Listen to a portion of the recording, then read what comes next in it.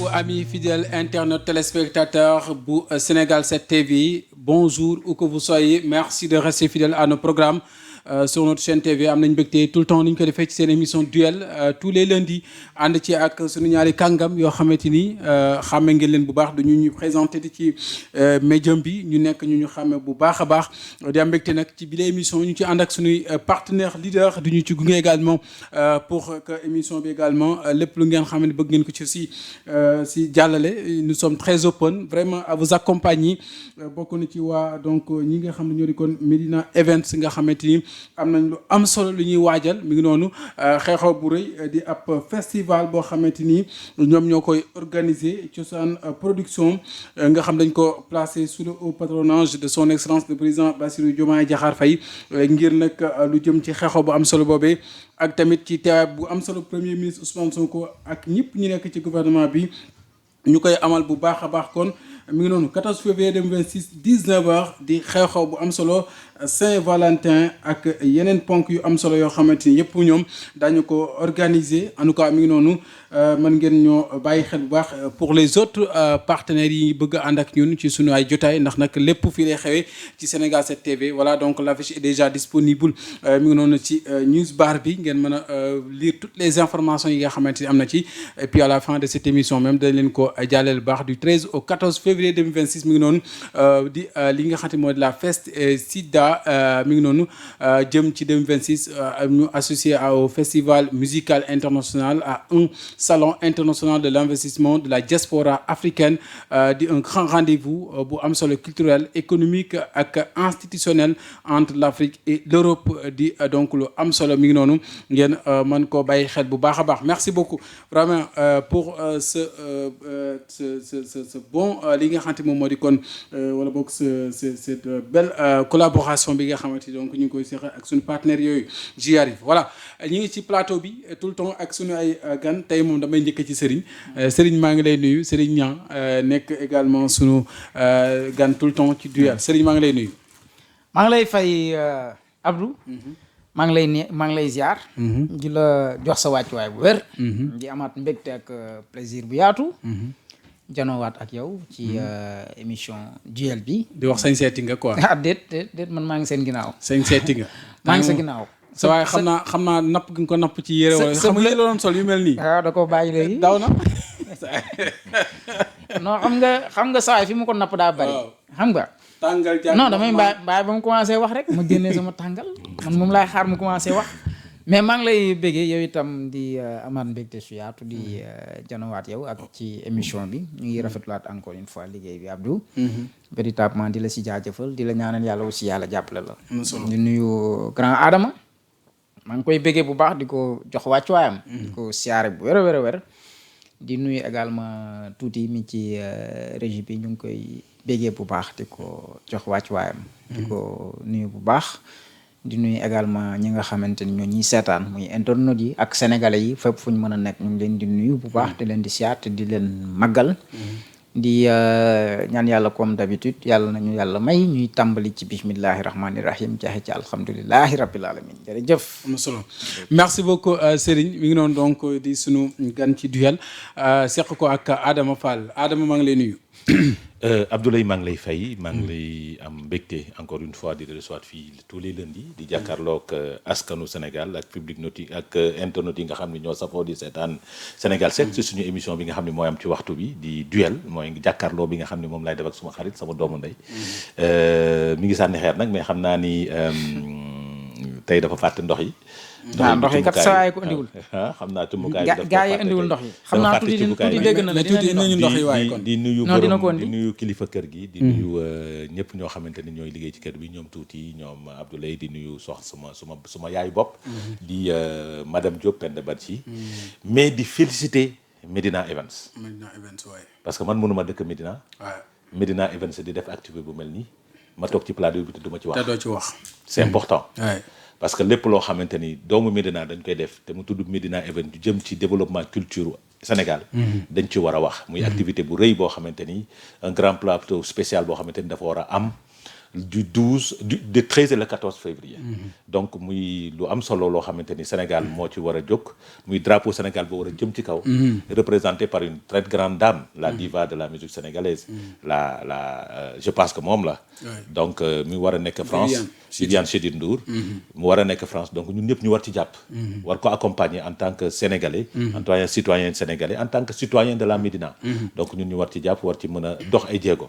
donc ñu lay wax rek ni gàcce ngalaama Médina Events et que cette manifestation puisse réussir. le jour-ci. C'est important d'ailleurs ñu ngi ci profito di lancer également un appel à tous les partenaires yi nga xam ne aussi nous sommes ouverts ñu ngi Duel est là pour vous accompagner Sénégal 7 est là pour vous accompagner si tous les événements yi nga xam yéen a ngi koy entreprendre wala yéen a ngi koy organiser donc en tout cas nous allons vous servir avec un immense plaisir voilà merci pour cette belle illustration Tuuti la grande réalisatrice ñi ngi xaar ndox mi voilà mi ngi noonu ju daal di dugg ci jotaay bi ak niñ ko tàmmoo di defee tey nag actualité bi am na ci lu ci gën a fës li nga xamante sànq rek wadd na jëm ci li nga xamante moom moo di libération bu Farba Ngom ak kii di Tahirou Sarr ginnaaw bi nga xamante ab diir ñi ngi woon ci caabi féetale woon ginnaaw bokk ñu doon déglu ci ay mbir yoo xamante ni ci fonds yi lañ nekkoon jamono yile mu nekk kon xibaar boo xamante ni wadd na ma ñëw tey tey chaque jour tey moom Serigne laay ñëw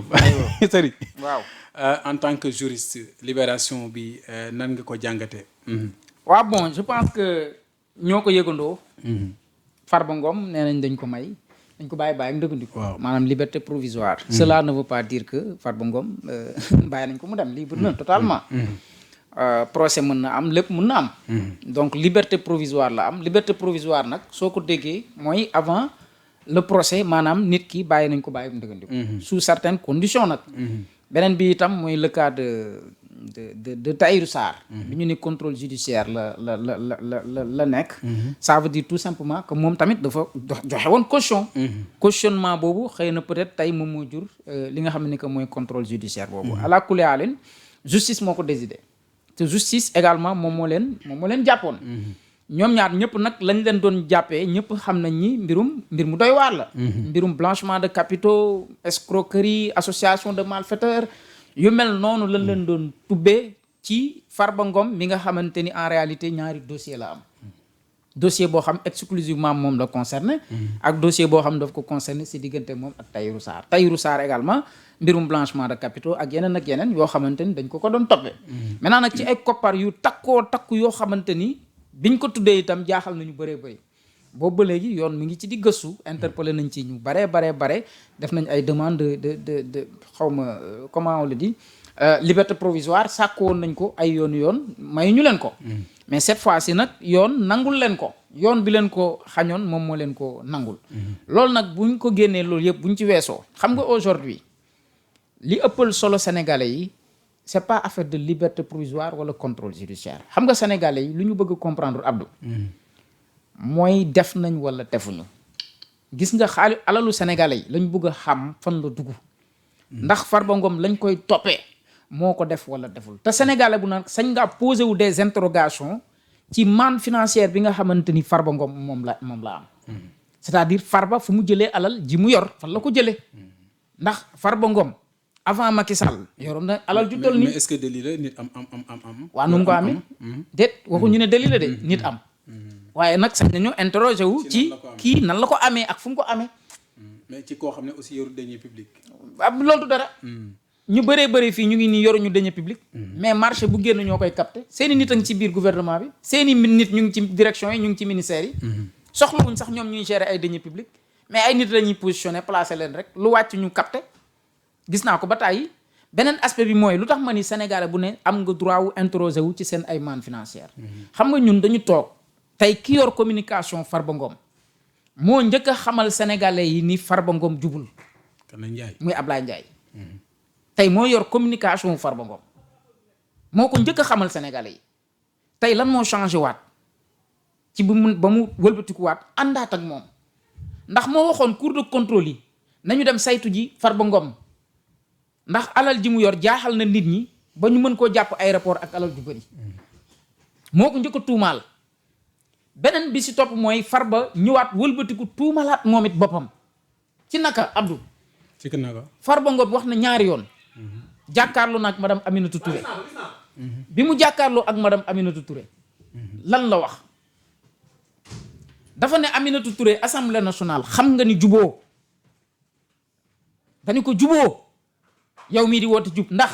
di doon ñëw ci yow ci jaar ci. waaw fa ma la daan fekk di la jox ngay jël ki nga taxaw ne ko juboo ba pare ne ko fa ma la daan fekk ngay jox ngay jël kon kooku bu jubul juboo yow it ndax fa ma la daan fekk di la jox ngay jël. beneen bi moom mu toog itam ci émission Aïssatou Diop Fall fële ca TFM yëkkati ay kàddu jëmale ko ci Thierno Alassane Sall mi ba di ko gaaral c'est-à-dire yow avant nit ñi di poser wu des interrogations si jub nga ak juboo yow yaa njëkk a tuumaal sa bopp indirectement que ni yow jubuloo nekkuloo si lu jub léegi nag mooy li ma wax rek sénégalais bu ne sañ nga ne Farba fan la jëlee alal ji mu yor ba keroog ñu naan jàpp nañ ab nit ci biir këram mu sàcc fa presque lu jege 1 milliard. am na solo dañ ci ñëwaat. waaw mi ngi noonu Adama libération Farba Ngom Tahirou Sarr bettu la xaaral nga ko. mais mënul bett kenn. parce que li ñuy toppee nit ñi teguñu ko fenn du waxu justice parce que li Serigne doon wax fii yëpp du waxu justice quoi. ah bon du waxu justice. j'ai dit li muy wax fii yëpp du waxu justice. ay yoon ay waxu boppam non j'ai dit le droit du ñu wax ci waxu nit. ci ay fait ay preuves yu taxaw la ñuy waxee. li muy wax ni yëpp wax mooy jugement de personne la. c'est-à-dire ay jugement de personne jugement de valeur lañ fi nekkee te jugement de valeur yooyu ci lañ jàppee Farba Ngom tëj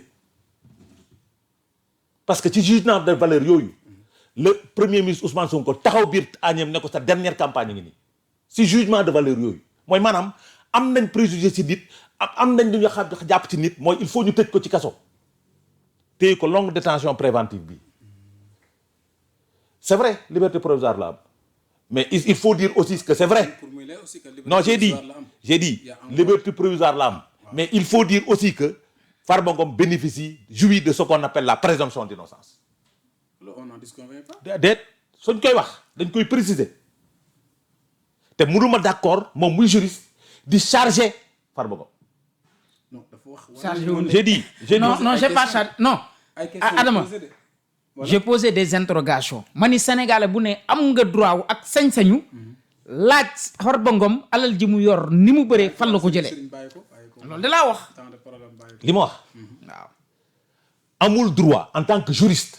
xam ni tribunal di doxe xam ni justice di doxe di chargé man mii nga xam ne maay profane maa ko waroon def te du ma ko def parce que moom c'est un homme de droit xam na ce qu'on appelle la présomption d'innocence c'est pas à travers des rapports et mais qui a jugé j'ai dit c'est pas à travers des rapports qu'on peut juger une personne et le condamner du dëgg c'est une autre défaite de ce pouvoir. Après le revers de Mansour Faye après le revers de des autres ñu ngi doog a dalaat beneen revers. défaite pourquoi mais bien sûr parce que xam nga tax. suñu sañoon du génn. rappelez-vous de la dernière audition de Farba Ngom. kan moo ko setal. kan moo ko setal. c'est pas Tahirou Sarr. celui qui le trésor a payé. moo ko setal ba mu set wecc. j'ai vu des gens di wër plateau yi. di réclamer la libération de Tahirou Sarr. Farba n'a pas deux dossiers il a un seul dossier benn dossier la am c'est le dossier qui concerne Tahirou Sarr ay nit pro pouvoir di wër pour demander la libération de Farba Ngom de Tahirou Sarr mais la libération de Tahirou Sarr l'affaire Tahirou Sarr et Farba sont liées on ne peut pas libérer Tahirou et ne pas libérer Farba te tey yoon wax na may na leen liberté provisoire sous contrôle judiciaire nag c'est normal. mais est-ce que yor na yuuxu ndam comme provisoire. nee naa la suñu sañoon duñu déglu la suñu sañoon duñu génn. ñan bu ñu sañoon. mais attends ces gens du pouvoir là ñu ko tëj ci kaso bi xam nga lu tax ma la xam nga lu tax ma wax la xam nga lu tax non c'est parce que c'est une arrestation politique. ah bon c'est du kidnapping politique. j'ai dit mais déglu ma la. est-ce que CENTIF dina recevoir ay ordres. waa amul principe contradictoire. c'est vrai waaw. CENTIF amul principe contradictoire su nekkee da ngay dox lu jub soo gisee rapport CENTIF da ngay laaj nit ki ba pare ba ñu demee audition au fond lan nga ci gis ils sont allés en audition au fond ils ont été libérés. Plus grave ma wax la les deux de frères de Farba Ngom dindi nañ seen i bracelet Ismaïla ak Birane dindi nañ seen bracelet ils étaient sous bracelet. Encore plus grave Demba Ngom et le tailleur Aziz Kane xam nga lu ñu def ils ont arrêté la procédure bañ leen di génne ils ont arrêté dañ leen jékki-jékki nii rek gi libéré leen pour dire quoi que ils n'ont rien amuñu dara lu ñu téye li tax ñu téye leen parce que on avait dit association de malfaiteurs mooy les complices qui peuvent être les frères waaw wala déet les frères dindi nañ bracelet yi ñii libéré nañ leen ñu ñibbi ba pare arrêté procédure bi peut-être moom il n'avait pas cette information là n'est-ce pas tey Farba libéré nañ ko mënuñu woon bett parce que nag juge yi ay nit lañ jàng nañ droit xam nañ luy droit bañ leen dégloo au fond la ñu xam ni fii c'est du pipeau. On a fait perdre des pères de famille, des opérateurs économiques, des gens qui peuvent accompagner l'État du Sénégal. Tahirou Sarr ñaata yoon la accompagner l'État du Sénégal ñaata yoon ñu privé leen de liberté tëj leen ci kaso bi xañ leen ñu gis seen i njaboot xañ leen seen activité dox. mais est-ce que c'est le simple fait d'une présomption à la suite des déclarations nee na à la suite des déclarations Farba nii def na nii def ni loolu yoon du ko wax maintenant nit amul droit am xaalis Sénégal.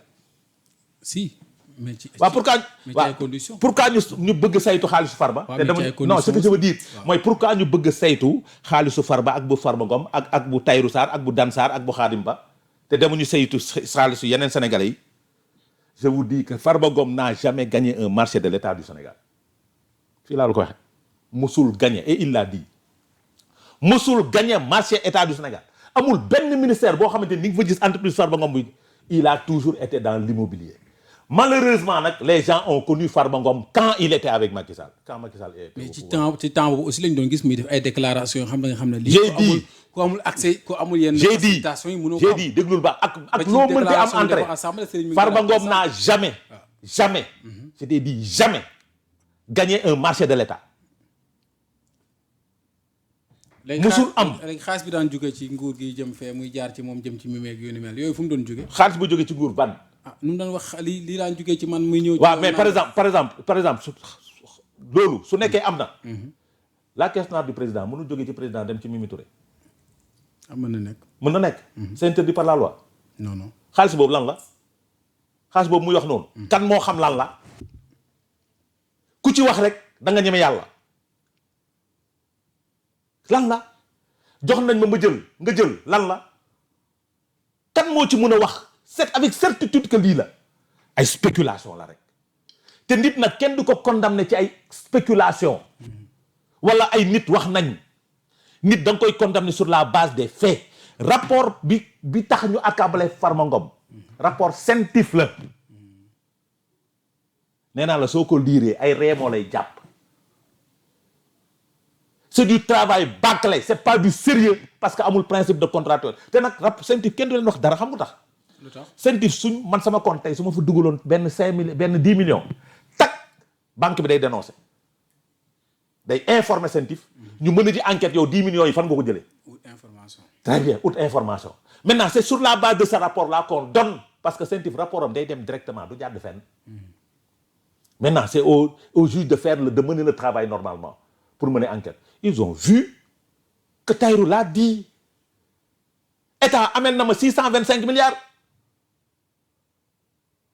Farba da ngaa dégg mu ne état amel na ma déggoo ko de Tahirou moo ko amel am na solo Tahirou moo ko fay nga daaneel donc foofu fan nga ciy wax détournement de l'argent public blanchiment de capitaux seetal xaalis bi jógee trésor public xaalis bu tilim la damay laaj de trésor public de gafak ak état la moom laa la xaalis bu tilim la dafay dem lu ne am traçabilité association de malfaiteurs Tahirou Sarr malfaiteur la Farba Ngom malfaiteur la c'est des termes juridiques nag c'est pour charger loo charger dëgg day feeñ kon jàpp nga ne dëgg gi moo feeñ nii. xam nga lu tax. parce que suñu amoon lu ñu téye lu wóor. Farba du génn këram. Tahirou Sarr du génn. Demba Ngom du génn. te njottoo mu delluwaat it. dama ne dégg dul baax lu ma la wax dama ne. Demba Ngom du génn Aziz Kane du génn Birane Ngom ak ak Ismaïla duñ dindi seen i bracelet suñu amoon lu ñu téye lu wóor. keneen du génn beneen mbir l'État n'a pas accepté le cautionnement de Tahirou Sarr. cautionnement bi. État accepté wu ko. cautionnement Farba État accepté ko parce que su ko accepté woon liberté ba bu yàgg la. parce que l'État du accepter cautionnement yi muy accepté c'est en nature. te le cautionnement n'est pas un délit c'est permis par les textes. c'est pour t'éviter de purger le peine. suba soo gagné sa procès. on te rembourse ku wóoluwul boppam di nga cautionner est-ce que. Tahirou Sarr avait cautionné des biens immobiliers Farba Ngom avait cautionné des biens immobiliers. État ne duñu liquide la ñu soxla. nous sommes en face d'un pouvoir qui a besoin de liquidité qui avait besoin de liquidité. gars yi dañuy soxloon xaalis bi daal. liquidité la ñu soxla est-ce que tu comprends. liquidité lañ doon laaj. gars yi dañoo bankoon quoi di lijjanti xaalis. yaa ngi comprendre donc à travers ces arrestations on peut lire que ces gens-là avaient besoin de liquidité. parce que ñoom pour ñoom ci ñoom la ñuy jaar pour am liquidité. mais xaalis bu nit ki liggéey lew ko. Tahirou Sarr xaalis bi mu liggéey ko mu lew ko ba leer Farba Ngom xaalis bi mu liggéey ko ba lew ko ba mu leer nga bëgg ko nangu yàlla du ko nangu. merci am na solo yàlla du ko nangu. sur ce point dernière intervention. est-ce que du échec tamit quelque part parce que ñoom kii jaar na fi Mansour Faye ñeneen ak ñeneen ba léegi amagul benn maanaam bu doon daal commerce ñu ne est-ce que du pertement la amagoon pour l'instant ci réduction des comptes ak lu jëm ci wàllum leeral alalu askan wi parce que à la lumière de ce qui se passe dafay wane ne nit ñi dañuy jàpp ne ñii ñi ngi topp ay nit mais preuve yi daal njaw mi ngi ci des suñuy xambin. waaw mais xam nga malheureusement boo ma permettre mu rebondir ci li Adama wax. waaw parce que Adama boo ko déglu da ngay xam ni mi ngi wax mais xamul Farba Ngom. ëpp naa wax. non xamu ko. waaw xam xëy na peut-être nag bëgg na wax nit ñi dégg ko. xam ni mi ngi wax mi ngi leen di kaasal mi ngi leen di donosel mais maîtriser wul li muy wax xamul li muy wax. xam nga fii on n'a pas jugé Farba Ngom. mën naa ko dagg. déedéet mënoo ma dagg de mënoo loolu moo mënta ne. yàgg na ci non dafa sax mënta ne. dagg bi mënta ne di nga ci rebondir. waaw booy rebondir 30 secondes rek. voilà allez-y. li may wax dafa am solo. allez-y waaw Serigne.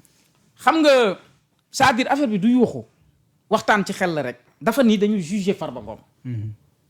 kenn jugé wul Farba Ngom. su fekkee am na ci plateau bi ku jugé Farba Ngom moom la parce que moo ne Farba deful dara yow jugé nga ko atte nga ko. te doo àttekat. yaa ko fi wax. te ñun dañoo posé wu des interrogations ni sénégalais bu ne. te dama koy répéter. man Serigne Niang j'ai le droit de dire que nañu saytu Farba Ngom xool manne financière bi mu yor fu mu ko jëlee fan la ko jëlee nekkul woon géré wul woon les deniers publics loolu du dara fii détourneur de deniers publics yi dama ne ña nekk seen gannaaw xam nañ leen moo tax ma ni la yow yaa fi jugé Farba mais ñun jugé wuñ ko d'autant plus que nga wax ni liberté provisoire la ne ba pare nga ni deful dara. mais tamit yow da nga c'est paradoxal. da ngaa fàttali même ma ñëw présomption d'innocence am na. taxawal rek loolu man dugguma cadre boobu. non doo ci ma dugg jugé non ki jugé doo ci dugg nag. non même ma ñëw ki jugé ngay rappeler loolu non même rek Abdou ki jugé ki atte ngay fàttali ni présomption d'innocence am na. mais bi ma tàmbalee wax ba léegi déggoo ma jugé Farba Ngom. si tu l'as juré. moo tax ma ni tu la l'as condamné. non taxawal moo tax ma ni tu veux la le voir sous les verrous. non ki posé des interrogations dafa tu veux le condamné voir sous les verrous. même ma ñëw benn bi mooy Adama loolu leçon la jàpp ko. rek dama la wax yow yaa ko fi jugé beneen aspect bi mooy. dama lay fàttali ni la moo tax ma ni la xamoo Farba te dossier bi maîtriser woo si dara. Farba il a 2 dossiers loolu nag dama bëgg nga ubbi. donne-moi ce deuxième même ma ñëw rek. moom laa lay wax wax ma. xoolal je parle sous le contrôle d'un journaliste. te damay wax mu leer. wax ma. Farba Ngom bañ koy interpeller bi communiqué di comme procureur di génn communiqué lu mu wax. Farba Ngom dafa impliqué wu ci ay transactions suspectes.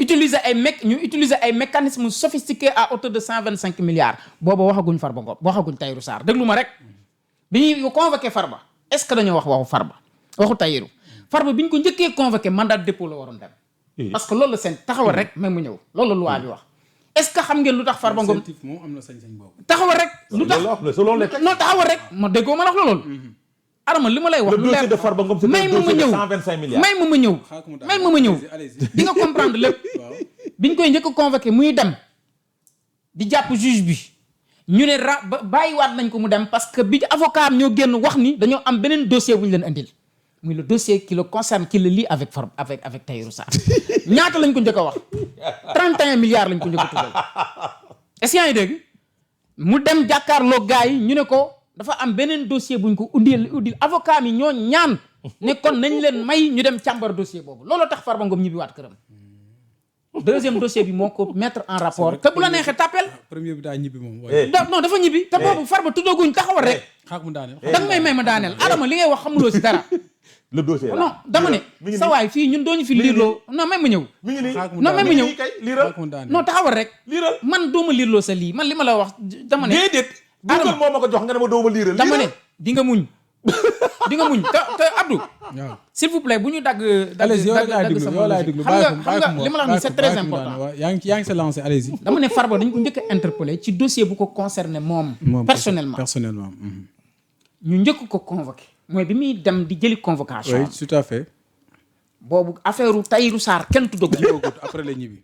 est-ce que yaa ngi dégg mu ñibbi kii xamul li muy wax non dama lay wax rek daa xamul moo tax ma ne la xamul Farba affaire bi du naa politique ci dossier bi pour moom fa mu ne xam ni Adama ak may xeexal amul njëriñ amul njëriñ loolu xam naa je connais l'objectif des gens là toog crier ho Farba Adama kat jàmbaar la ci affaire bi après suñu génnee suñu génnee bu ma ne da ngaa bëgg neexal émission bi de non déet amul njëriñ suñu génnee bu ne da ngaa bëgg neexal émission bi de xoolal xam na ni daanu na si kàmb xam na daanu na si kàmb non suñu génnee nag bu ma wax loolu beneen bi suñu génnee bu ma wax ne damaa bëgg neexal émission beneen bi ma delloowaat ko ci rappelé waat ko beneen affaire dafa ni xaalisu trésor Adama pour man leçon boobu jëloon nga ko dañuy xaalisu trésor xaalis bu set la mënul ñàkk kii. waa léegi kan moo la weddil ni xaalisu trésor xaalis bu set la kan moo la ko weddil kenn weddiloo ko fi de waaye dama ne la du da nga ne Farba Ngom trésor la ñu tibb fay ko déedéet dañu ni Tahirou Sarr lañu fay waa jeex na Tahirou Sarr fay Farba Ngom waa jeex na ba léegi xaalis fu mu jógee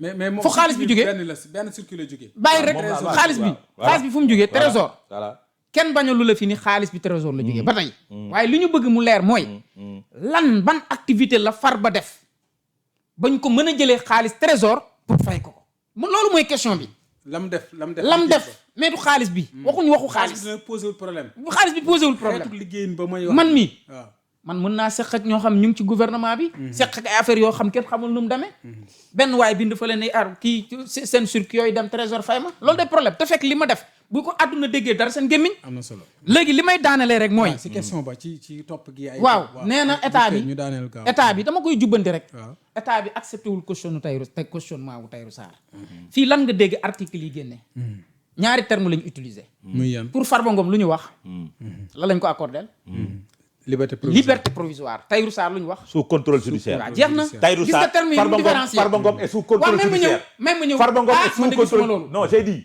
non yow kon jëmul la xew jëmul la xew damay jàkkaarloog disposition yi article kii li ñu wax dañ ne Farba Ngom liberté provisoire lañ ko may kan moo wax dama ne génneel site bu la neex loolu laa dégg déedéet je te parle de maître Boubacar Cissé waaye waxuma maître l'avocat de Farba Ngom mais avocat yi tamit loolu la ñu wax tamit yow la ñu wax quoi ma ñëw léegi waaw ba léegi bu fekkee contrôle judiciaire la gën ngaa dëggal samay wax waa léegi nga ne lu mu doon contrôle judiciaire heure boo ko déggee mooy cautionné na c'est faux est-ce que yaa ngi dégg c'est faux liberté provisoire bi c'est avant le procès Farba Ngom Serigne baal ma waaw après plusieurs mois de détention provisoire Mouhamadou Ngom plus connu sous le nom de Farba Ngom vient de bénéficier d'une mise en liberté provisoire assortie d'un placement sous contrôle judiciaire. mi ngi noonu. liberté provisoire waxoo loolu. déedéet sous contrôle judiciaire man maa la waxoo loolu. cette décision prononcée par les Abdou non Adama da ngay saboté dama ne la xoolal Adama boo mënatul gérer plateau bi da ngay wàcc nga bay ñu continuer xoolal dañu sérieux ci li ñuy wax. allez-y waaw Serigne moo nekk ci kii Abdou naa ko bàyyi mu daaneel taxawal rek Abdou lan laa la wax fii. moom non day jaxase xoolal waxul sous contrôle judiciaire. non dama ne la kee moo nekk sous contrôle judiciaire. déggoo baax li ma la wax. Farba il est sous contrôle judiciaire. waaw ma ne la nag Farba liberté provisoire lañ ko accordé da ngay jaxase les termes. may nit ñi da ngay jaxase ta xamoo. xam nga dafa wax ni. accepté wuñ cautionnement wu Tahirou Sarr. ça n'a pas été ma ne ko da ngay jaxase ay termes. ça n'a pas été accepté. est-ce que yaa ngi dégg ma ne ko bu fekkoon ni accepté wuñ terme. le cautionnement n'a pas été accepté cautionnement wu Tahirou Sarr du ñu wax contrôle judiciaire. kon Farba Ngom foofu laa koy lijjanti lu tax ñu ne Farba liberté provisoire lañ wax. si Farba Ngom liberté provisoire loolu nga wax déedéet assorti liberté provisoire lañ wax. wax ko waay ne ko assorti d'un contrôle judiciaire assorti am na assorti d'un contrôle judiciaire waa taxawal léegi ak contrôle judiciaire boobu moo lay war ni cautionnement yi amul mais amul les cautionnements xoolal le cautionnement de Tahirou Sarr amul dañ ko rejeté woon amul mais bi ñu demee chambre financière nanguwuñu ko mu ne waat état du Sénégal jël leen cautionnement bi parce que li ngeen di wax ci cautionnement bi c'est totalement nekkul un faux obstacle. sors-moi le document la chambre d'accusation sors-moi financière le document moom moo wax loolu sors-moi le document moo ne nañu accepté caution xam nga Tahirou Sarr problème cautionnement am lan la woon lan lañ accepté wul woon ci cautionnement Tahirou Sarr Adama lan lañ ci accepté wul woon doo ko wax parce que xamoo ko lan lañ rejeté woon lan la non du ko xam les biens immobiliers non ban mu ngi nii les biens immobiliers mu ngi nii rejeté woon mi ngi nii terrain ba nekk mbaan la déedéet mu naan les biens déedéet 8000 hectares yooyu dafa am coow xoolal dafa am coow c'est vrai que dafa am coow dafa am coow loolu la mu naan les biens immobiliers c'est que moi je mu ngi suis naan vraiment désolé les biens immobiliers dama lay wax c'est-à-dire man je ne voudrais je pas te le jure Adama xamul li muy wax je ne voudrais pas que cette émission se limite sur cette personne non limité wu fii Adama bul jàq rek bul jàq bëgg a daw non bul daw émission bi je veux pas qu'on fasse toute non l'émission xam nga moom quand je parle il sabote il y a d'autres sujets qui mais quand je parle il sabote xam nga Abdou lii c'est pas important lii c'est pas important xam nga tax épuisé non Adama daal vraiment je suis désolé mais je vais te dire on termine là je vais terminer non mais Abdou Adama waruloo nangu man sooy wax bu ma kii nee naa la may ma may la mais man li may wax yëpp xoolal technique am la lii xam naa ko seen technique la parce que li ma koy wax arrangé wu ko léegi Adama daane la li nga bëggoon a rebondir 30 secondes non bàyyi mu wala non man pare woon sax moom mu këf sama temps su paree non dama ko doon wax mu naan les biens en nature c'est bien léegi man sama question waxuma la bien en nature de j'ai dit bien immobilier bien immobilier mais bu ñu ñëwaat ngay wax loolu mais am na question boo xam ne ba tey vraiment maa ngi la ciy déglu mooy nguur gi ñu bëri man déglu naa ñu bëri ñoo xam ne ñu ngi ci ñoom sax dañu jàpp ne vraiment li échec la parce que maanaam dafa mel ne daal li ñu doon toppee Adama sax day bëgg mel ne li mu leen wax nii ne amuñu te day xaw a nekk dëgg maanaam topp gi bëri na lool te boobaak léegi 3 ans léegi mu mat ko te gars yi daal taabal ji daal tegegu ci. waaw xam nga ñàkk xam li mu waral dafa bari. waaw c'est-à-dire man du mu dugg ci logique am. ñëw ne nguur gi dañu échec parce que ñoo doon topp Farba Ngom. ban nguur a ko topp. mais justice a ko doon topp. rapport scientifique ko wax. dañuy déggoon ku mel ne premier ministre daan ñaawlu yeex geeg yenn mbir yeeg yu ni mel. il a le droit. c'est le premier ministre. après mu tegaat ci. il a le droit nit da ngeen di fekk mu am dara. ngeen am dara ci il a le droit waaw léegi loolu tu l'as pas apprécié. ñaari wax la rek ñaari wax yu wuute rek. moo tax ma ni la. justice moo leen jàpp. moo leen doon laaj ay caution justice même justice boobu. moo leen bàyyi. am na solo. merci ñu bañ a yàgg ci point. c'est-à-dire duñ ci yàgg mais je voudrais préciser une chose. allez-y 30 secondes. man Adama Fall. bokkuma ci ñuy défendre nit parce que dañ leen di défendre. parce que intérêt tax bokkuma ci. d'accord man on me paye pas à la fin du mois j'ai un métier et je travaille quelque part. ok. ça là c'est la première chose. deuxième chose Farba Ngom moo ma yar. Abdoulaye Ndiaye. ba may xam Farba Ngom milliardaire. Macky Sall n'était pas président de la République du Sénégal. ah loolu de wóoruñu nag wax dëgg yàlla. Farba Ngom. mais li ma jaaxal ñi amoon xaalis may ma tuuti Farba Ngom ba muy jël non may ma tuuti c'est-à-dire xam nga problème bi mooy cumbukaay Eumeu Sène xamee woon nañ ko Farba Ngom man Farba Ngom waaw mi ngi ma daan wàcc car rapide di ma fekk rue 39 angle 28 kër ñoom Omar Bongo muy xaritam fa lañ ma daan fekk ñu toog di naan ataaya yàgg naa la wax fii wax naa ko fii beneen bi ba muy déglu rek mu nekk ci foncier mu nekk ci jëndum suuf jaayum suuf ba muy jënd oto bu ndaw fa la ma def ba mu koy gaare ci buntu kër gi maa ngi toog ba muy jënd 4x4 ba mu koy gaare ci buntu kër gi maa ngi toog ba muy jënd premier immeuble am maa ngi toog maa ngi toog parce que boobu Macky Sall faluwu lool est-ce que tu comprends d'accord maintenant ñii yooxu fii yëpp di xataraayu ñi nga xam Macky Sall ñi nga xam Ousmane Farba Ngom ci jamonoy Macky Sall. Moi je l'ai connu au sein du PDS. Avec Macky Sall. gannaaw bañ ko yare sur le plan politique mi ngi àndoon ak Macky Sall. mi ngi àndoon ak Ablaye Wade. yaa ngi comprendre. maintenant foofu laa ko xamee. am na solo maintenant nag ku jàpp ni mun nga war nga mun am nga droit ku nekk am nga droit kii li muy gagné fan la ko jëlee. ku ci day am na liberté boobu. d'accord maintenant c'est à la justice. bi nga xam ni def nañ enquête dans le fond. après plusieurs mois nag. kon justice am na ci réew mi fi ne. mais justice musul ñàkk ci réew. d'accord procureur. moi je dis j'ai tout le temps dit que le procureur. souvent décision bu j'ai dit favorable déedéet man justice di xool kaay ma wax la man les juges du ma wax dara ci ñoom parce que juge droit la ñuy wax les procureurs qui dépendent de l'exécutif ñoom dañ leen di yónni ñu def lu ñuy def n'est-ce pas maintenant nag sur cette affaire Farba est libre te xataraayu bii du tax Farba delluwaat. am na solo merci. te suñu ubbiwaatee procès ma wax laa beneen xam nga yóbbu nañ kay devant la haute cour de justice ñaari nit Ismaïla Madior ak Sophie Gladima xoolal dañ leen di relâcher purement et simplement. kon daal da nga bëgg ne topp yi mujj fenn. du mujj fenn parce que xamul tax amuñu lu tëgër. jërëjëf merci sur ce point ñu dem dans ce même sillage ci wàllum yoon Azer ji coow li ba tey pënd ba wëreegul gis nañ ku mel ne député Thierno Alassane Sall mi ngi ciy def tournée Jean-Michel Sène mi ngi ciy tontu mbir bi daal jaxasoo na en tant que juriste dossier bi il est temps que ñu tamit vraiment clarifier ko Serigne. pourtant am nañ occasion pour clarifier ko de kii nee na ko waa ji woo na ko ne ko ñëwal ñu débat. Jean-Michel Sène du woon Alassane Sall. ne ko ñëwal ñu débat. loolu kay occasion la pour clarifier les choses. mais Thierno daf ko wax du moom la mën a du moom mooy égalam pour ñu mën a. égoo pour ñu bu bañ doon am nag wax dëgg yàlla si jamono yi Jean-Michel Sène a war a bañ. kii président de parti la de. ah et après que c'est le directeur général. waaw directeur général bi kay nangu na ne ñëwal ñu débat. yow président parti nga parti bi sax amul doole bu tax ñuy wax. yaa ngi coow di wax ak di kii nee na la kaay ñu débat si lii. yóbbu ko assemblée nga ne amul doole. parti ban. moom waaw nga ni. parti non bi amul doole bu tax ñuy wax laa wax. lu ko yóbbu assemblée. non amul doole bu tax ñuy wax. amul doole bu tax ñuy wax. léegi man pour man liy jeexal coow li nee na mbirum Azer dafa am ay lëncu ay détournement à hauteur de 37 milliards yu ñuy wax léegi kii nee na la ki nga xamante ni mooy patron wu Azer nee na la kañ dem ñu waxtaan ñu toog débat boo xam Sénégalais yoo koy atte mais demal nga débat ak moom c'est-à-dire yow li nga jàpp ni détournement la nga wax ko man pour man loolu mën na jeexal ci wàllu yoon tamit. waaw mais wàllu non xam nga wàllu yoon. wàllu yoon. Thierno Alassane Sall dafa saisir véritablement ay kuréel. ne dafa am un détournement présumé de 37 milliards boo xam dañ ko nemmeeku ci biir Azer. dem na porte plainte mais kan la porte plainte. X la porte plainte. c'est-à-dire dafa mel ni sax moom kon combat bi mu yenu ñemewu ko. X la porte plainte. da nga bëggoon mu dut baaraam ci. waaw mais am na ñoo xam dañoo dut baaraam Jean-Michel Sène. mais na ko interpeller directement. bu ko interpeller directement dina am procédure buy déclenché wu parce que j'en suis sûr et certain que ni bu ko waxalee dina ko yóbbu ci yoon. bu fekkee dañu bëgg lu leer mais na ko pointer le doigt bu ko pointer le doigt danañ dem si yoon leeral mbir mi.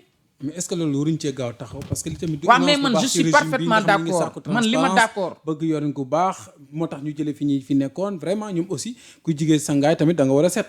waaw léegi régime bi mënoo leen reprocher dara ci lii. parce que xamul la Jean-Michel Sène organisé na fi ay conférence de presse yu dul jeex leeral. Alassane Sall organisé na fi ay conférence de presse yu dul jeex leeral. waa léegi kii di wax fële te am possibilité ñu am possibilité mën a toog mën a waxtaan Sénégalais yi déglu leen. mais lan la ku nekk di daw si loolu. man waxtaan boobu laa na yoon lan la ci war a mën a def ci liggéeyam est-ce que dafa war a seetaan ñoom ñuy waxtaan rek. waaw mais yoon dañ ko interpeller. kii daf ko interpeller à travers une plainte contre X. yoon mi ngi siy def liggéeyam mais Jean-Michel Sène séjourul yoon parce que moom dafa jàpp ni Thierno Alassane Sall day wax di sànni rek. parce que dutu ko baaraam. am na solo Adama. c'est un homme de droit qui parle. moom nga posé. un débat sur un présumé détournement de deniers publics. kenn du ko waxtaanee à travers un débat. il faut qu'on soit sérieux. c'est-à-dire. kii demandé nag ñu dee mettre en place commission d'enquête parlementaire waaw wala déet. si le rôle de l'Assemblée nationale c'est quoi. ouvrir ay enquête parlementaire. c'est pas de mener une enquête nécessaire. pour que nit ñi xam effectivement ndax li caral coow li ba mu jaral ci nit muy def tournée au niveau national nga wax ñu Sénégalais xam.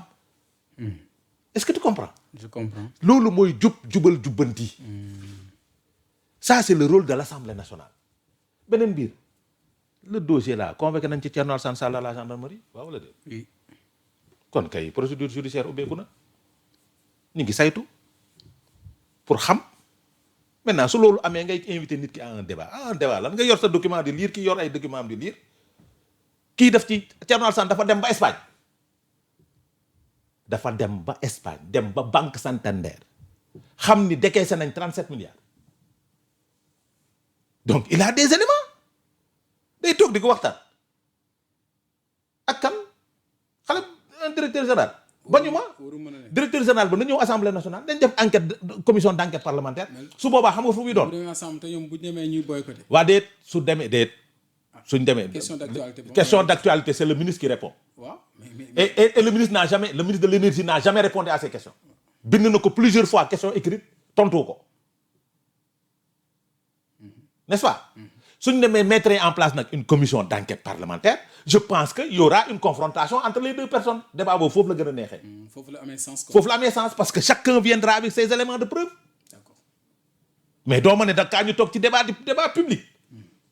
nga ñu préparer éléments de langage moom mu préparer élément de langage kii préparer élément de langage déedéet dëkk dafa am nu muy doxee. c'est un député il a interpellé l'Assemblée nationale pour nous mettre en place une commission d'enquête parlementaire. Il a déposé une plainte ñu ubbi enquête déglu ko ci.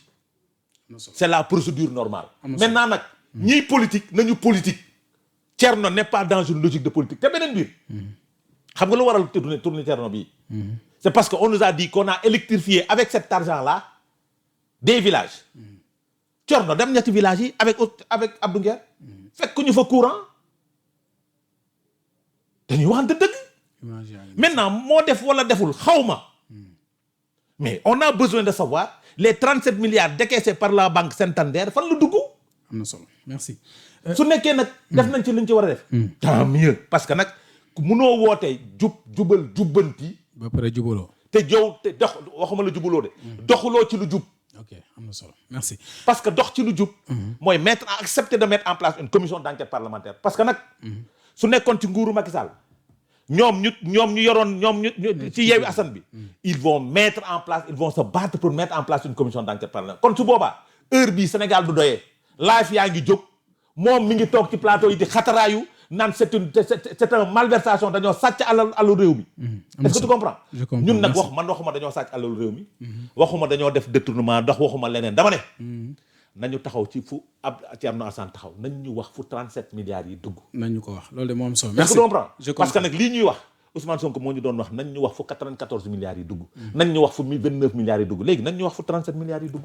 kon Serigne gars yi nañu wax fu 37 milliards yi dugg am na solo juste assemblée boobu lañ ciy des ku mel ne Anta Babacar Ngom moom day li mu bëgg mooy ñu tas ko yow en tant que juriste bi ndax nu ni mel la war a waxee.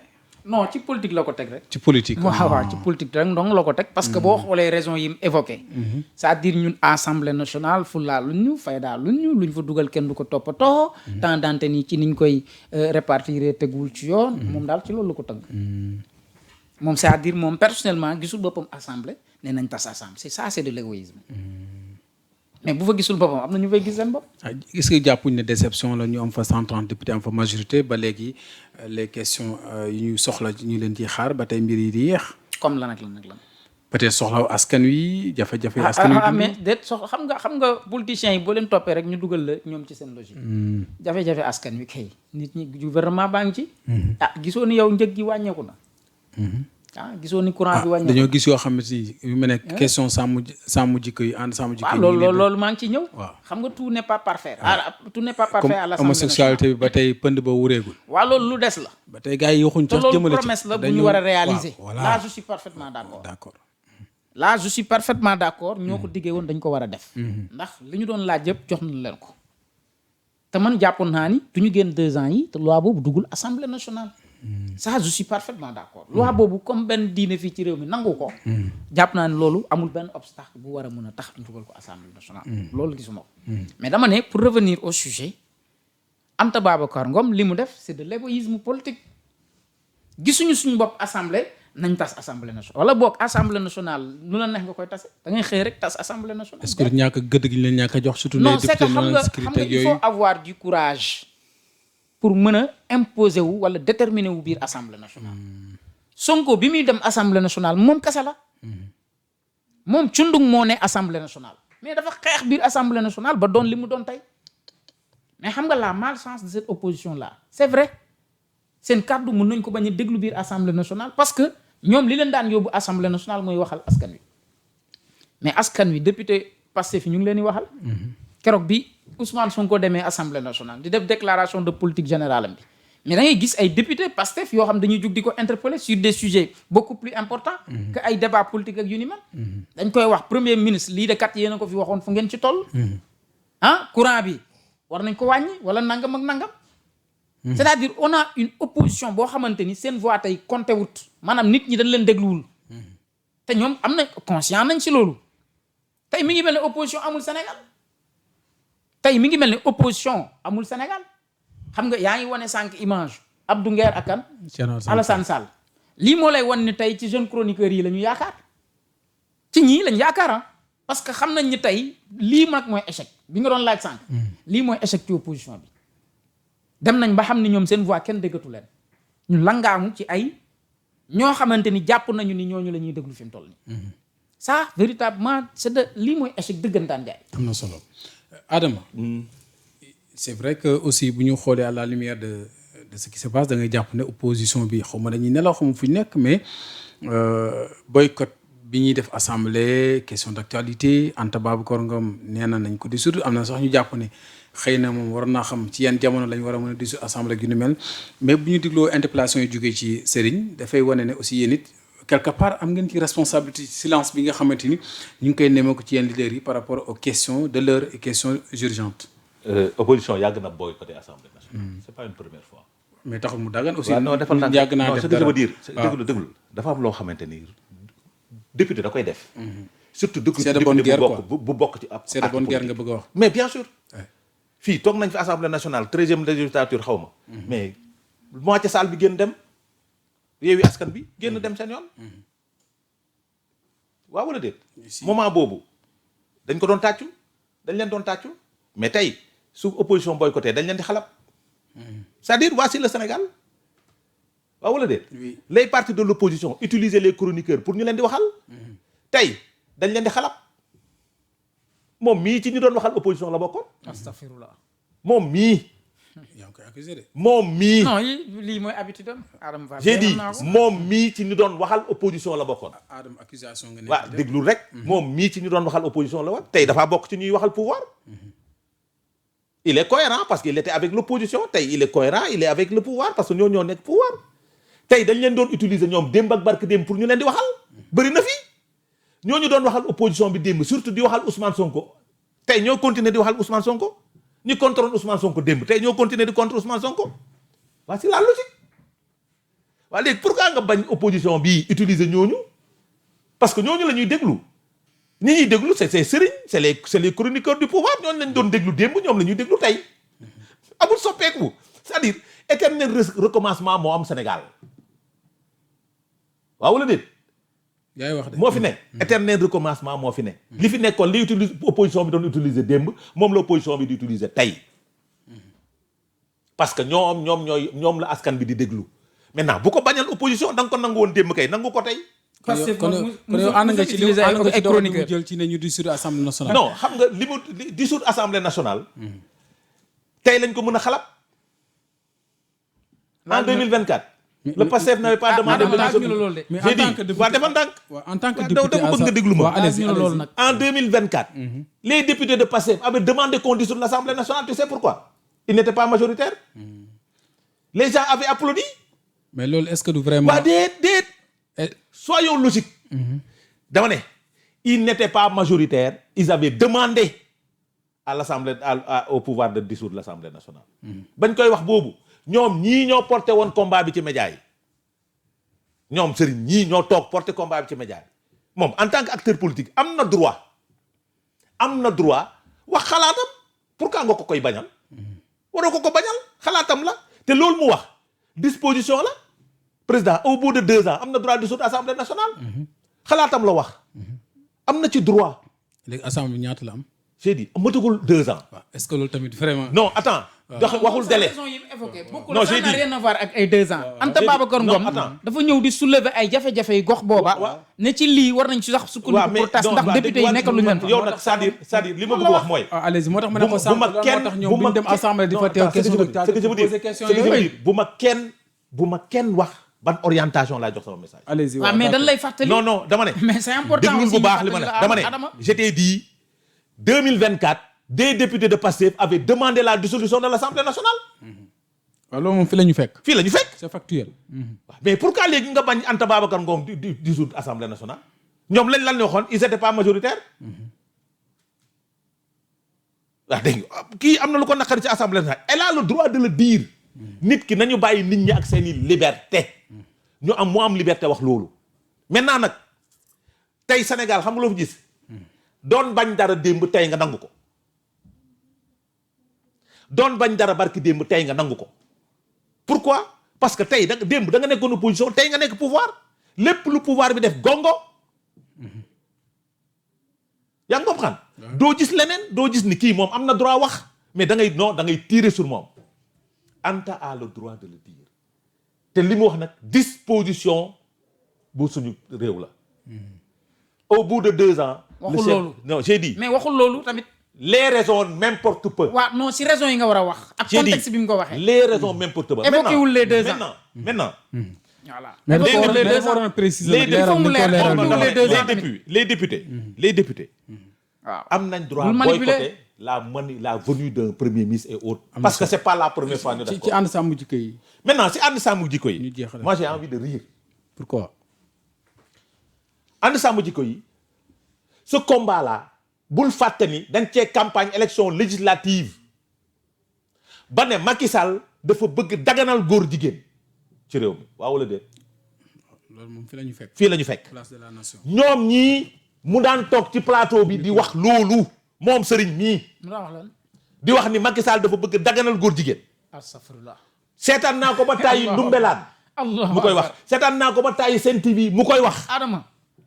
Adama jullit nga de. est-ce que tu comprends ba tàyyi. ay Adama nag ay yoon ngay accuser j'ai dit waaye sëñ bi man sañu ma toog dégg la ce combat là était porté par l'opposition d'alors pour dire que Macky Sall dafa bëgg daganal góor jigéen ñoom suñu ñëwee première loi bi ñu voté sa loi la loi contre pour criminaliser l'homosexualité première loi. mais est-ce que du laaju saytu ba pare.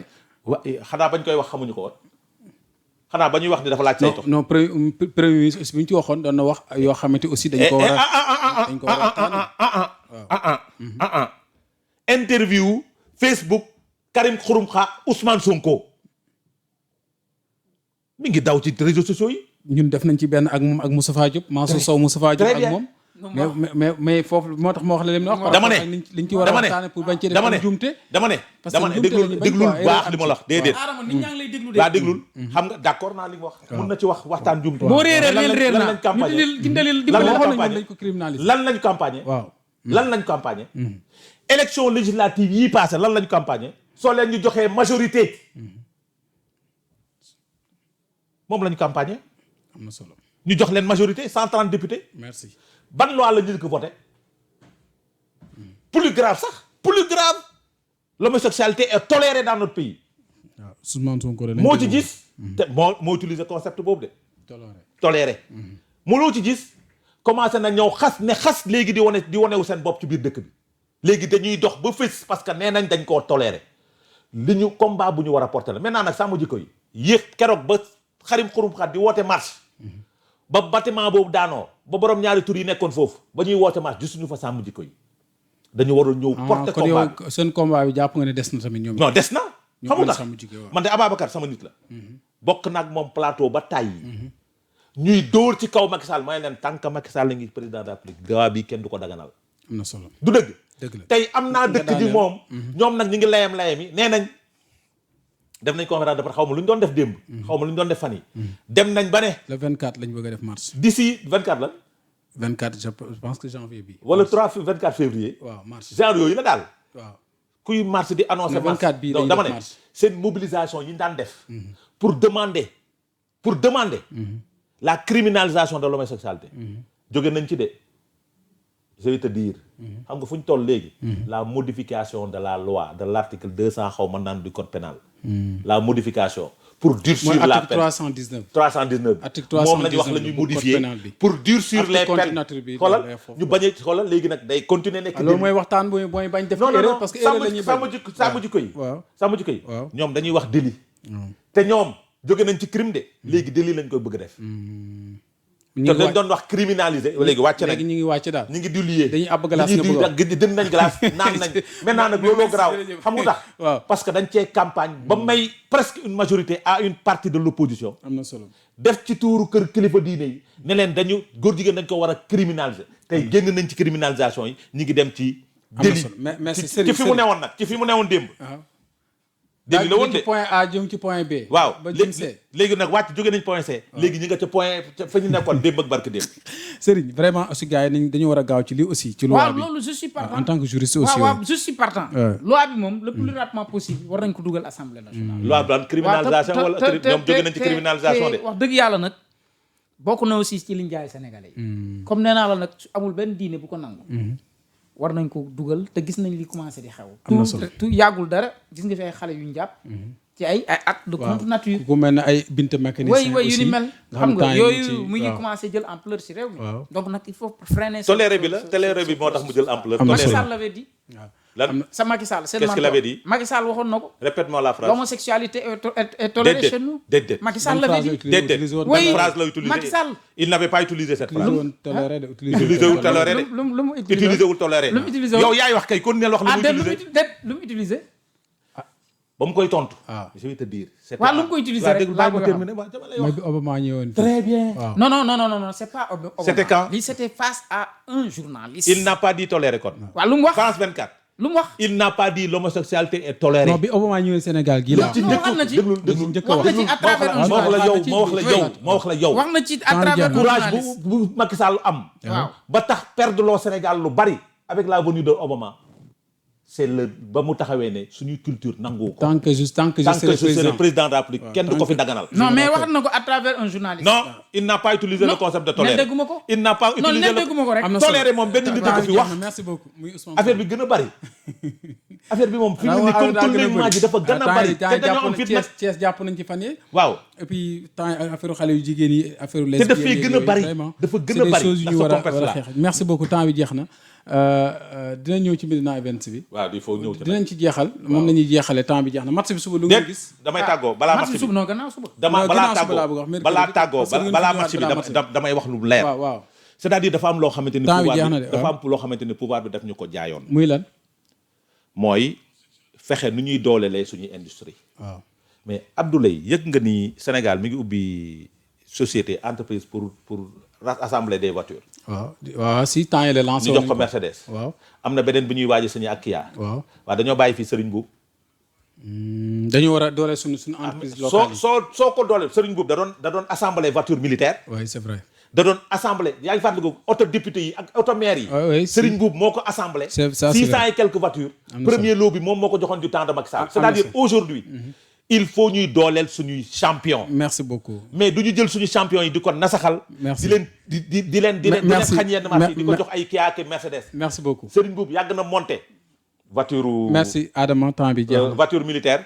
yàgg naa monter oto di ko jox sénégalais yi ñu ciy liggéey. te merci jàpp beaucoup. naa ni loolu Serigne dina ci am. match bi loo pronostiqué ak loo gis Sénégal am na lu ma la waxoon fii. waaw Coupe d'Afrique bi demi-finale lay commencé. waxuma la ko woon. waxoon nga ko ak si nañ demi-finale. waaw toog leen xaar trophée bi day ñibbi day ñëw Sénégal incha allahu incha rabbi allah day ñëw incha allahu rabbi yow loo gis si loolu laa match bëgg bi loolu waaw laa mais gis. ma match bi xaaral. Il est aussi simple. Mais nous Ça veut avons dire des homosexuels qu'aujourd'hui- chez nous. Ça veut dire qu'aujourd'hui, Nous avons les des associations homosexuels. de défense des droits des homosexuels au Sénégal auraient pignon sur rue, la possibilité de s'exprimer, la possibilité de faire campagne, par Bien sûr, exemple. Ils sont libres. Ils sont libres. C'est pas toléré, ils sont Sans libres. aucune difficulté. Ah, ça, je Aucune ne sais atteinte. pas s'ils auront des difficultés ou pas. Pas avec le gouvernement, c'est sûr. Mais est-ce qu'ils n'auront pas de difficultés avec la société? Ça, c'est une autre affaire. Ouais. C'est pourquoi je dis encore une fois, les gens doivent avoir la modestie de comprendre que tous les pays ne sont pas les mêmes. Oui. N'ont pas les mêmes Loolu naan mooy histoires, dund. n'ont pas les mêmes daa guddul évolutions. seen temps bi jeex na kon garaaw. À son propre maître. déet jox ko après mu déglu. dinaa la ko envoyé. waaw jox baax ko na après mu déglu. Merci dinaa la beaucoup. ko dinaa la ko en envoyé. tout cas ñoom ñëpp kay ko wax ak ko waxut bàyyi ba léegi daal criminalisé kuñ ko muy Macky Sall ak muy ku mën ni doon déedéet. voilà donc Macky daal Macky Sall daganalu ko daganalu ko dañ ko dañu jiñoon ne da koy daganal. mais ñii tamit daganaluñ ko aussi Adama déedéet waxuma loolu kenn de ñoom daganalu dañ ko. ñëwoon Macky Sall da koy daganal man. waaw non loolu ay pour yooyu Abdou xaaral ma weesu nañ loolu transfert weesu nañ la loolu Abdou man nga déglu sañu ma dégg. waaw taxaw. weesu nañ loolu man sañu ma taxaw. waaw ne nguur gi Man de pare naa ci dina man. daganal góor jigéen. on a sañu ma épuisé ko notre temps merci beaucoup. sañu ma ko. waaw je n'ose d'accord pas le faire. Yàlla na voilà Sénégal loolu moom am xalaatoo ko sax. Merci waa Medina Events waaw, mi ngi waaw, noonu Medina waaw, Events waaw, kon sama. surtout mayaat ñu ko ñu tëje ko mi ngi noonu événement bu am solo. La grande Diva. artiste également diva. Waaw. Viviane Chidid Ndour également moo koy yëngal ba mu saf samedi 14 février 2026 donc mi ngi noonu Saint-Valentin kon spécial. il faut ñu dem Lille de ça. ah kon il faut ñu dem Lille. ah bien sûr dañuy dem kay dañuy dem kay mi ngi noonu à Lille mi ngi noonu voilà di événement bu am solo di 13 au 14 février 2026 yéen tamit yeneen partenaires yi ñëw leen ubbi nañ leen seen i buntu ndax Sénégal 7 lépp lu mu leen gunge rek di ngeen ci am ndam ndax nag fii la mbiru muy tànge te fii lay xoyom-xoyomee voilà nee nañ ñi ngi ñëw dal seen kaw ku ñeme nag nga toog ku ragal nga jëm a ñalli abbu mboy gi merci beaucoup tuuti la grande réalisatrice merci beaucoup également à toute la team digitale bi ñoom ñëpp ba ci caw technique bi logistique bi ñoom ñëpp vraiment Kulim Dioum merci beaucoup Adama d'être là merci beaucoup rendez-vous lundi prochain inchallah fekk Avec le trophée. fekk avec le trophée parce que le 18 mooy final bi samedi le 18 mooy final bi Sénégal samedi lay tombeel defe na. boobaa sax dañuy ñëw nekk en mode moyen Adama dama wuti partenaire yi gars yi non dinaa wuti partenaire yu andi mayo. merci beaucoup wala blouson yi en tout cas merci beaucoup jërë ngeen jëf tuuti merci beaucoup may jaale ci profito jaale sama naataango Doudou Sall nekkoon ak man groupe Excaf DTV yàlla moom ko sànq nekk grand infographe liggéey yu bëri yoo xam ne mi ngi am ci DTV moo ko def toutes les lépp gisoon rek ci infographe rek moom moo infographie moo koy doon liggéey ba ci sax gouvernement bi lépp lu ngeen gis ci Big Gouv moo ko liggéey parce que foofu la mujjee primature en tout cas ñu koy masawu bu baax a baax di tiis wadd sànq avant ñu commencé émission bi sax lañ jot information bi dëkkoon ci HLM ñu koy jaale groupe Excaf Télécom DTV jaale ko njabootam gi yëpp ak mbokk yëpp ak ñëpp ñu yëngu ci wàllum infographe ak ñëpp ñu yëngu ci wàllum technique ba ci wàllum audiovisuel merci beaucoup rendez-vous lundi prochain inchallah bu soobee suñu borom